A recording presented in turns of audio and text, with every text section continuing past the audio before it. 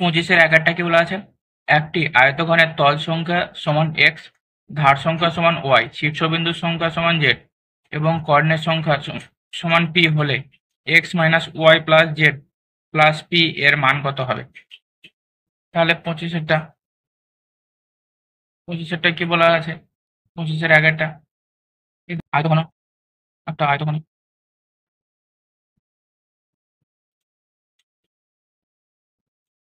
এরকম যদি একটা আয়তঘন হয়, এখানে a, এটা b, এটা c, এটা d, এটা e, এটা f, এটা g, এটা h যদি করা হয়, তাহলে এখানে আমরা কি পাচ্ছি, আয়তঘনের তল সংখ্যা বলা আছে x, তাহলে আয়তঘনের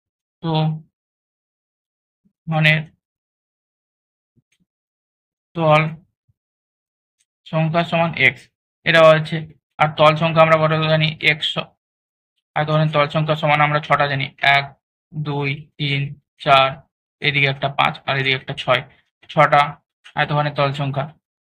ধার সংখ্যা বলে দেওয়া আছে y, তাহলে এখানে ধার সংখ্যা সংখ্যা সমান কত বলা আছে y, y সমান আমরা কি জানি, ধার সংখ্যা হচ্ছে এগুলো, এই a h a b b g এভাবে, এগুলো হচ্ছে 12টি, এটা হচ্ছে 12টি ধার সংখ্যা। তারপর কি বলা আছে, শীর্ষবিন্দু সংখ্যা z সমান কত বলা আছে, শীর্ষবিন্দু শীর্ষবিন্দু কত বলা আছে z, শীর্ষবিন্দু সমান z, আর z সমান আমরা কত জানি, 8টি, 8টি আমরা জানি, শীর্ষবিন্দু সমান হচ্ছে 8টি।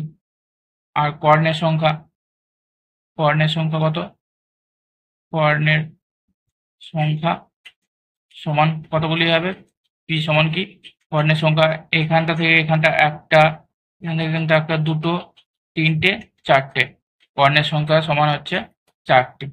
তাহলে এখানে বলে দেওয়া আছে x minus y plus z plus p, তাহলে এটার মান বসিয়ে দিলে হয়ে যাবে, x সমান কি, x সমান হচ্ছে 6, y সমান হচ্ছে 12, z সমান 8 আর p সমান হচ্ছে, এটা হচ্ছে 4, সমান কত, সমান 6, তাহলে 6 হচ্ছে অ্যান্সার।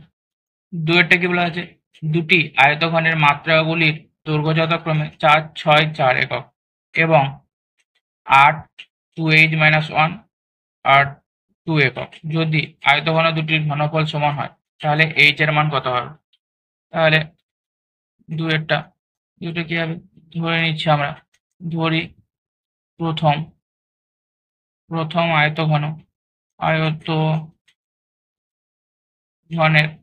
মাত্রাগুলি, ধরে নিচ্ছি মাত্রাগুলির দৈর্ঘ্য সমান 4x 6x আর 4x, এটা। এবং দ্বিতীয় আয়তঘনের মাত্রাগুলির দৈর্ঘ্য সমান কি, তো 8x 2h মাইনাস 1x আর 2x, এটা আমরা ধরে নিচ্ছি। তাহলে আমরা কি জানি, আমরা জানি কি, আমরা জানি ঘনফল সমান আয়তন, আর ঘনফল বার করতে বলা হয়েছে, তার মানে হচ্ছে আয়তন বার করতে দিয়েছে। তাহলে আমরা কি জানি, আয়তন সমান, তাহলে প্রথমে আয়তন সমান লিখে দিই, আয়তন সমান আমরা কি জানি, তো দৈর্ঘ্য ইন্টু প্রস্থ ইন্টু উচ্চতা, এটা আমরা জানি আয়তন সমান। তাহলে প্রথমটির আয়তন কত হবে, প্রথমটির আয়তন সমান কত হবে, প্রথমটির আয়তন যদি বলা হয় তাহলে এখানে হচ্ছে 6x 4x 4x, তাহলে 6x 4x 4x, এটা হচ্ছে প্রথমটির আয়তন। আর দ্বিতীয়টির আয়তন কি হবে, দ্বিতীয়টির আয়তন সমান 8x into 2h minus 1x into 2x, এটা। আর কি বলা আছে, এই দুটো বলা আছে সমান, তাহলে আমরা কি করতে পারি, তাহলে শর্তে 6x into 4x into 4x সমান 8x into 2h minus 1 into 2x, এগুলো সমান হয়, তাহলে x x x সবগুলো কেটে যাবে x, তাহলে 4 2 8 2 2, এখানেও 2 2 কেটে গেল, তাহলে 6 সমান 2h মাইনাস 1, 6 সমান 2h মাইনাস 1 যদি হয় তাহলে অতএব 2h সমান হচ্ছে 7, 2h সমান 7, আর 2h সমান যদি 7 হয় তাহলে অতএব h সমান 7/2 সমান 3.5। এটা অ্যান্সার। তিনেরটা কি বলেছে, একটি ঘনকের প্রত্যেকটি ধারের দৈর্ঘ্য 50% বৃদ্ধি পেলে ঘনকটির সমগ্র তলের ক্ষেত্রফল শতকরা কত বৃদ্ধি হবে তা হিসাব করে লিখি। তাহলে তিনেরটা কিভাবে হবে, তিনেরটা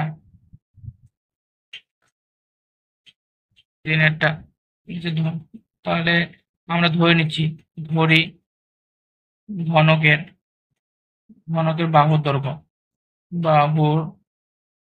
দৈর্ঘ্য সমান x একক ধরে নিলাম।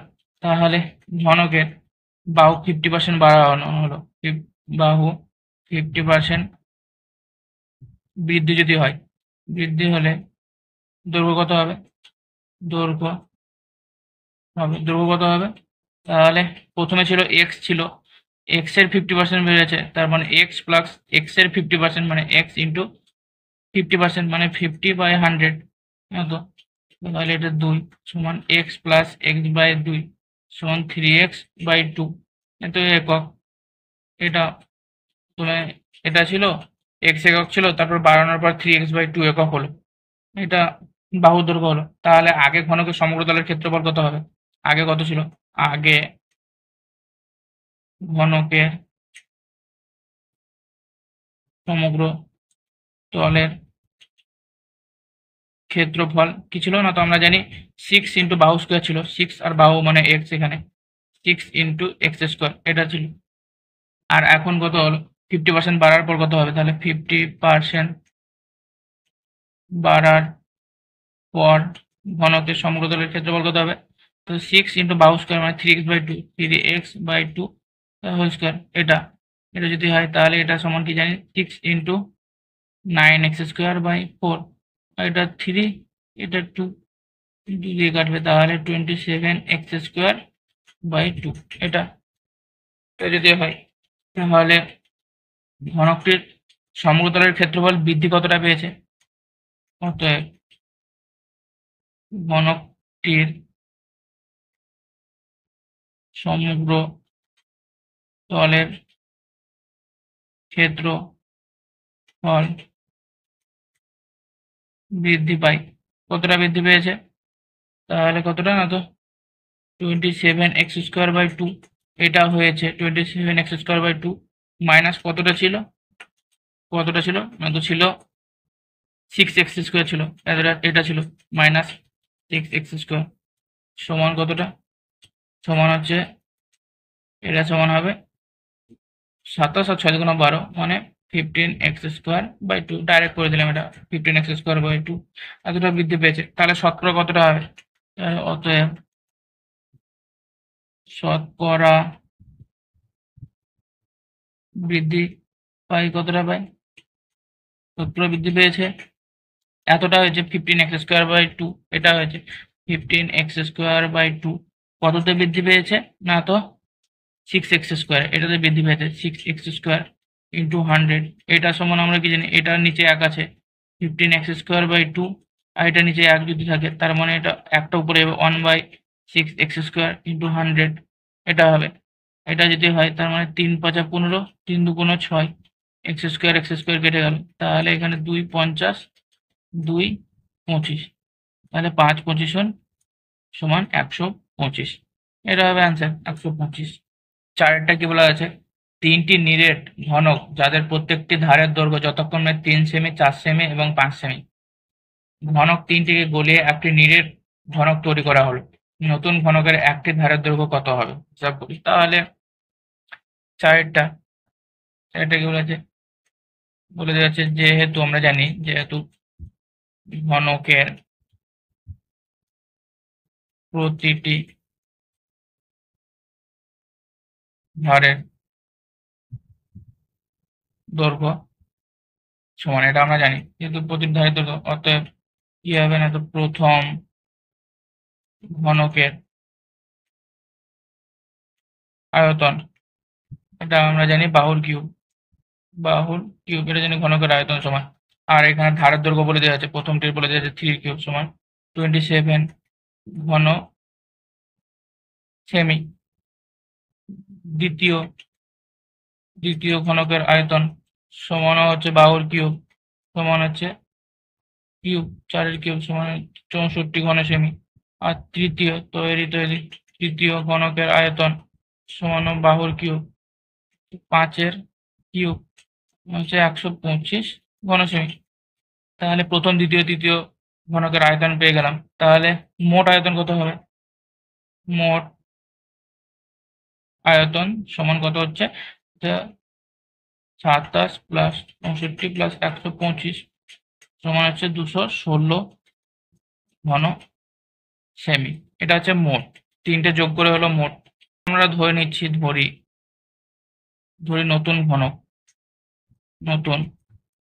ঘনকের ধারের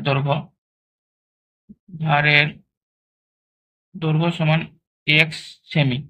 এটা আমরা ধরে নিচ্ছি x সেমি ধারের দৈর্ঘ্য। তাহলে আমরা কি জানি? নতুন ঘনকের আয়তন সমান আমরা জানি x কিউব সমান হচ্ছে x কিউব ঘন সেমি, এটা আমরা জানি। তাহলে আমরা কি লিখতে পারি? শর্তে কি লিখতে পারি? শর্তে আমরা লিখতে পারি x কিউব নতুন ঘনকের আয়তন সমান টোটাল যেটা ছিল ঘনকের আয়তন 216, অতএব x কিউব সমান 6 এর কিউব, অতএব x সমান 6। এটা x সমান 6 আর x হচ্ছে আমরা কি পেয়েছি? ধারের দৈর্ঘ্য আমরা ধরে নিয়েছিলাম x সমান। তাহলে অতএব নতুন ঘনকটির দৈর্ঘ্য সমান 6 সেমি। এটা হচ্ছে অ্যান্সার। 5 কি বলা আছে? একটি ঘরের দুটি সংলগ্ন দেওয়ালের দৈর্ঘ্য যথাক্রমে 12 মিটার এবং 8 মিটার। ঘরটির উচ্চতা 4 মিটার হলে ঘরটির মেঝের ক্ষেত্রফল কত হবে হিসাব করে লিখি। তাহলে 5টা কিভাবে করবো? 5টা আমরা জানি হচ্ছে দুটি সংলগ্ন দেওয়ালের দৈর্ঘ্য বলে দেওয়া আছে, দেওয়ালের দৈর্ঘ্য বলে দেওয়া আছে, দৈর্ঘ্য যথাক্রমে 12 মিটার এবং 8 মিটার, এটা বলে দেওয়া আছে।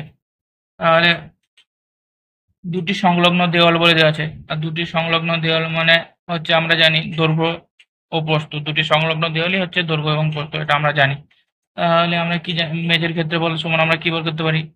মেঝের ক্ষেত্রফল সমান আমরা কি জানি? দৈর্ঘ্য ইন্টু প্রস্থ। এটা আমরা জানি মেঝের ক্ষেত্রফল সমান দৈর্ঘ্য ইন্টু প্রস্থ। তাহলে দৈর্ঘ্য বলে দেওয়া আছে 12 আর প্রস্থ হচ্ছে 8, তাহলে 12 ইন্টু 8 বর্গমিটার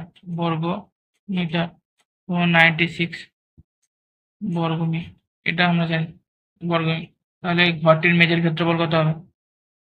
ঘরটির মেঝের ক্ষেত্রফল সমান আমরা কত জানি? মেঝের ক্ষেত্রফল সমান 96 বর্গ মিটার, এটা হবে। আর যেটা ঘরের উচ্চতা বলে দেওয়া আছে সেটা কনফিউজ করানোর জন্য বলা আছে, ঘরের উচ্চতা এখানে কোনো প্রয়োজন নেই। তাহলে অ্যান্সার হবে 96।